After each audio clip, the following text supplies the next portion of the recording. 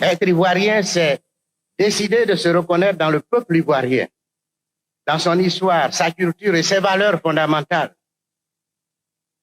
pour réussir le saut formidable d'une conscience tribale ou ethnique à une conscience nationale. Il faut un ressort culturel et identitaire. Ce ressort doit être solide comme un point fixe et ce point fixe s'appelle l'ivoirité. Celle-ci n'est pas une donnée juridique comme le sont la nationalité et la citoyenneté, contrairement à ce que beaucoup écrivent. Tout électeur âgé d'au moins 40 ans peut être candidat à l'élection du président de la République sous réserve des conditions ci-après. Être ivoirien de naissance, ne des pères et mères eux-mêmes ivoiriens de naissance. Je suis ivoirien et en tant qu'Ivoirien, je réponds à votre appel. Considérant que les requérants tirent de ce qui précède la conséquence que son père et sa mère n'étant pas ivoiriens, Alassane Ouattara lui-même ne peut être ivoirien.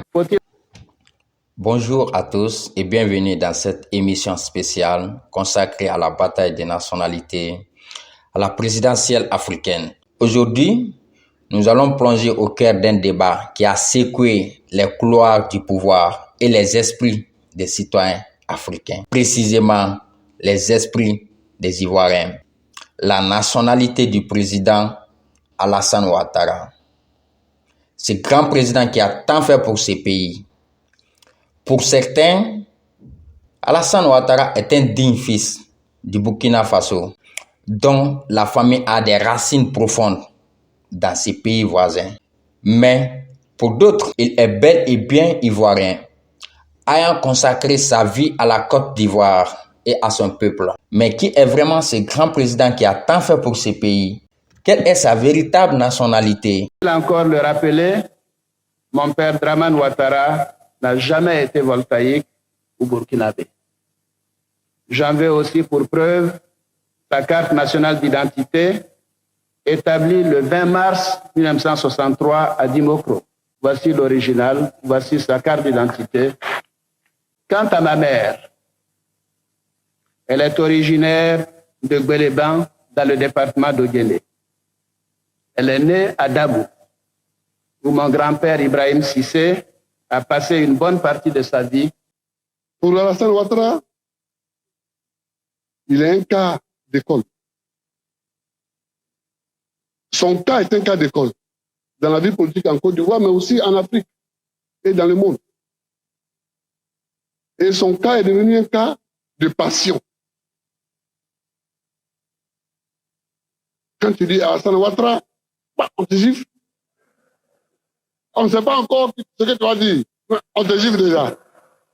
Sont rejetés comme non conformes à la loi les déclarations de candidature de Alassane Ouattara.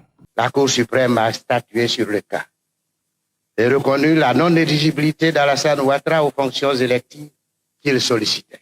Mon père est ivoirien de naissance, ma mère est ivoirienne de naissance, mes grands-parents sont ivoiriens de naissance, mes frères et sœurs sont tous ivoiriens de naissance et tous ont leur certificat de nationalité ivoirienne. J'avais dit aussi, ce qui avait ému certaines personnes, que j'étais choqué que M. Ouattara soit candidat à l'élection présidentielle.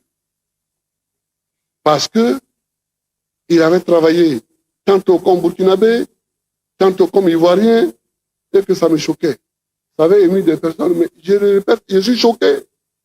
C'est-à-dire qu'on ne peut pas être haut fonctionnaire, selon moi, dans un pays, pour un pays, et puis après se retrouver dans un autre pays où on est candidat à la présidentielle là-bas. Moi, je n'ai jamais vu ça.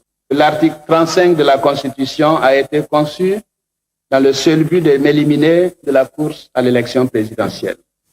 On dit aussi que l'article 35 de la Constitution est fait pour éliminer Ouattara. C'est pas de se lever la question qui m'étonne. Mais c'est les réponses que j'entends souvent qui m'étonnent. Il y en a qui disent non, ce n'est pas fait pour éliminer Ouattara. Mais oui, c'est fait pour éliminer Ouattara. Ah ben oui, c'est-à-dire qu'une loi est votée pour régler un problème. Cette constitution, on est au forum de la réconciliation pour se dire la vérité. Cette constitution a été votée au moment où le président Ouattara devenait empoisonnant pour tout le monde. Mais l'article 35 ne règle pas que le président Ouattara. L'article 35 de la Constitution est là, règle 3 problèmes. Premièrement, cet article règle le problème de Ouattara en ce que il a été haut fonctionnaire d'un autre pays. Donc, il y a une phrase qui dit, pour être candidat à président de la République, il ne faut pas s'être prévalu d'une autre nationalité. Ça, c'est pour Ouattara. Oui, ça c'est pour Ouattara, c'est pour régler le cas de Ouattara que les constituants ont écrit ça. Mais il faut que les Ivoiriens aient le courage et l'honnêteté d'assumer ce que le peuple de Côte d'Ivoire a voté. Le pouvoir en place émet un mandat d'arrêt pour faux sur l'identité et usage de faux documents administratifs. Ce feuilleton tragique autour de la nationalité d'un candidat, Alassane Dramane Ouattara, va entraîner le havre de paix qu'était la Côte d'Ivoire dans la plus terrible et violente crise qu'elle ait connue. Elle va faire pas moins de 3000 morts et des dizaines de milliers de déplacés. Je jure solennellement et sur l'honneur de respecter et de défendre fidèlement la Constitution, que le peuple me retire sa confiance et que je subisse la rigueur des lois si j'ai trahi mon serment. Même si finalement le président Alassane Dramane Ouattara est parvenu par sa force, par sa stratégie, par ses soutiens à se hisser dans le fauteuil présidentiel en 2010, au terme d'une campagne épique et d'une élection violente dans un climat de division du pays, même si par son travail, par son entre-gens, par son style et sa détermination, il a remis la Côte d'Ivoire sur les rails, dans le sens du développement, la blessure de la division née de ce texte sur la nationalité du président n'a pas encore vraiment cicatrisé. L'affaire a fortement divisé un pays pourtant jusque-là connu comme celui de la Kwaba. Tout ceci pour une querelle de nationalité du candidat à la présidentielle. Certains d'ailleurs continuent de mentionner qu'il n'est pas ivoirien. Ce cas n'a pourtant pas servi de leçon au reste de l'Afrique. La chose s'est poursuivie au Gabon, où en 2009 et en 2016, le serpent de mer est revenu avec la question de la nationalité du président Ali Bongo Ondimba. Le livre n'est pas en vente au Gabon, et pourtant il fait scandale. Nouvelles affaires africaines de Pierre Péan, c'est une histoire de trahison, de corruption et du maintien au pouvoir de la famille Bongo depuis près de 50 ans. Pour l'opposition, c'est du pain béni. Elle réclame la démission du président. Blessé dans son honneur et sa dignité par l'arrivée à la tête de l'État d'un usurpateur doublé d'un faussaire. C'est pourquoi le Front appelle toutes les Gabonaises et tous les Gabonais à se mettre debout pour, comme un seul homme, chasser du pouvoir Ali Bongo Ondimba. Les manifestations que prépare l'opposition montrent bien qu'il y a autour de cela une volonté de chercher à déstabiliser un pays. Et M. Péan a prêté sa plume à l'opposition gabonaise pour chercher à salir l'honneur d'un pays, l'honneur d'un peuple. Encore un gros sujet de tension qui va réveiller les vieux démons de la division et menacer la paix. Est-ce que ce qu'il a dit est vrai? Êtes-vous Gabonais? Êtes-vous le fils de Bongo? Père? Oui.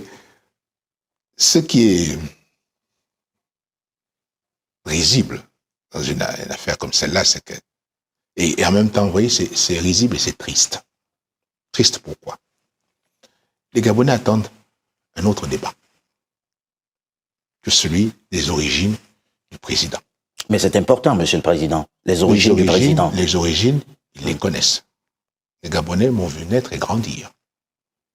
Mais tous ces éléments, ces éléments qui sont sortis, Monsieur le Président, sur les actes de naissance, sur les copies, sur la manière dont ça a été fait pour le document qui a servi à devenir à être candidat, notamment cet acte qui sort de la mairie du 3e arrondissement. Monsieur Foucault, d'abord, il faut avoir un principe qui est très clair. Oui. C'est à eux de démontrer que je ne suis pas qui je suis. C'est à eux de démontrer que je ne suis pas le fils d'Omar Bongo. C'est à eux de démontrer que je viens du Biafra. Qui m'a vu là-bas? Qui m'y a vu? Qui est allé me chercher? Qui m'a ramené? C'est à eux de le démontrer. Moi, j'ai une famille les membres de ma famille me reconnaissent comme tel. Votre père peut aussi vous adopter. Mais s'il l'avait fait, il l'aurait dit. Pourquoi l'aurait-il caché? Pourquoi l'aurait-il caché? Malgré les mots, les échanges particulièrement virulents, le président Ali Bongo Ondimba va être élu et succédé à son père. Je jure de consacrer toutes mes forces au bien du peuple gabonais en vue d'assurer son bien-être et de le préserver de tout dommage, de respecter et de défendre la Constitution et l'État de droit. Je le jure. Cette fois, Dieu merci, la controverse ne va pas faire de victimes civiles, parce qu'elle était un peu cousue de fil blanc, il faut le reconnaître. Même désordre plus récemment à Madagascar, où la population était invitée à voter pour choisir son président. Cher peuple malgache, je suis prêt à me consacrer entièrement au pays. Je suis prêt à être le candidat de tout le peuple malgache, sans distinction. Il n'aurait pas dû être élu. Il ne doit pas se présenter à la prochaine élection car il ne respecte même pas la loi de son pays. Je pense qu'il nous a trahis. Moi, je pensais vraiment qu'il n'avait que sa nationalité malgache. Je n'ai rien caché. Mon arrière-grand-père, il était de nationalité française, en 1932. Donc, comme la loi disait que les descendants des binationaux peuvent jouir de la nationalité, quand je suis parti en France, quand je me suis retiré de la vie politique, mes enfants poursuivaient leurs études en France. À ce moment-là, pour faciliter justement leur installation en France, bien évidemment, j'ai demandé la naturalisation par filiation. Pour qui les parents, des parents qui ne peuvent pas faire des sacrifices et qui ne feront pas tout pour l'avenir de ces enfants. Moi, je l'ai fait pour mes enfants. Le problème concernant le président Radzoel, c'est que quand on devient binational après sa majorité, on perd automatiquement la nationalité malgache. En 2018, lorsqu'il a déposé sa candidature auprès de la HCC, il a sciemment dissimulé cette acquisition.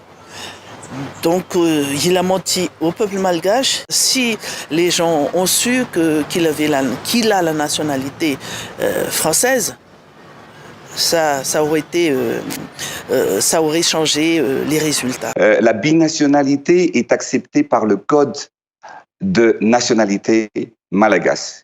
Les descendants des binationaux peuvent jouir de la nationalité française. À Madagascar, pourtant, le code de la nationalité est clair. L'article 42 stipule « Acquérir une nationalité entraîne la perte de la nationalité malgache ». C'est complètement immoral pour un pays comme Madagascar qui a retrouvé son indépendance et que le chef de l'État en exercice demande la naturalisation du pays colonisateur. J'aimerais vous dire que ce bout de papier n'enlève en rien le sang qui coule en moi, le patriotisme qui est en moi et surtout le devoir de relever et surtout de faire briller, d'avancer et développer mon pays. Je jure que j'accomplirai en bonne et due forme mon devoir et j'agirai dans la vérité en tant que président du peuple malgache. Le président André Radjoel aura finalement été élu président de la République. Dans le cas de Madagascar, cette entorse au texte n'aura pas eu de conséquences immédiates. On caresse l'espoir qu'il n'y en aura pas un peu plus tard, qu'il n'y aura pas de résurgence. Mais le Niger n'aura pas bénéficié de la même chance. Il est l'un des cas les plus préoccupants, les plus d'actualité. Même si la presse internationale souvent se trompe et n'évoque que très maladroitement les raisons profondes du coup d'État intervenu en juillet 2023 à Niamey. Si des millions de Nigériens dénoncent avec autant de force les sanctions inhumaines, violentes, illogiques qui frappent leur pays, c'est bien parce qu'ils ressentent une injustice profonde. Pour eux, il faut bien prendre conscience que leur malheur vient de l'imposture électorale qui a installé Mohamed Bazoum à la tête du Niger. On ne peut pas punir un peuple au nom de la légalité alors que le président est illégal et illégitime. Pourquoi pensent-ils et disent-ils cela? C'est un coup d'État contre un président démocratiquement élu, venant d'une ethnie minoritaire. Ceci est une version très discutable des choses. C'est carrément faire fi de la réalité du terrain. En 2021, lorsque s'annonce la campagne présidentielle au Niger, s'ouvre un débat politique particulièrement brûlant. Celui de la nationalité du ministre candidat Mohamed Bazoum. Il a été choisi par le camp du président sortant Issoufou Mahamadou, qui vient d'effectuer ses 2 mandats prévus par la Constitution. Il est donc pressenti pour être le candidat de son parti, le PNDS Taraya. Mis au courant à la fois par la rue, mais également par les différents politiques, de la rumeur et du doute persistant qui courait depuis longtemps déjà sur sa nationalité, je vais le voir à son domicile, où un homme gentil, ouvert, disponible comme il l'est, il me reçoit en présence du fils du président Issoufou, qui venait d'être désigné comme directeur de campagne. Il m'explique à sa manière, très simple, son état civil qui commence à être contesté. Il semble sûr de son fait, mais refuse de s'expliquer par voie de presse sur la question à ce moment-là. Bien qu'un peu sceptique sur la théorie du jugement supplétif qu'il évoque, je lui propose de m'accorder une interview pour clarifier les choses, pour le plus grand nombre, proposition qu'il repousse gentiment, à plus tard, pour éviter de faire enfler la polémique. Mais la réalité va vite remonter en surface. Les Nigériens veulent et ont droit à la vérité. Toute la vérité et rien que la vérité. Que notre haute juridiction nous dise clairement, sans artifice juridique, si le candidat Bazoum Mohamed répond oui ou non à la condition de nationalité d'origine exigée par les dispositions de l'article 47 de notre Constitution et d'en tirer toutes les conséquences de droit qui s'imposent. À nos adversaires, ce combat-là est terminé pour eux. Eh bien, ni les étrangers, ni la Cour constitutionnelle ne remplaceront le peuple. Merci d'avoir suivi la vidéo. Vous pouvez nous laisser vos avis en commentaire. Partagez la vidéo et aimez. À la prochaine.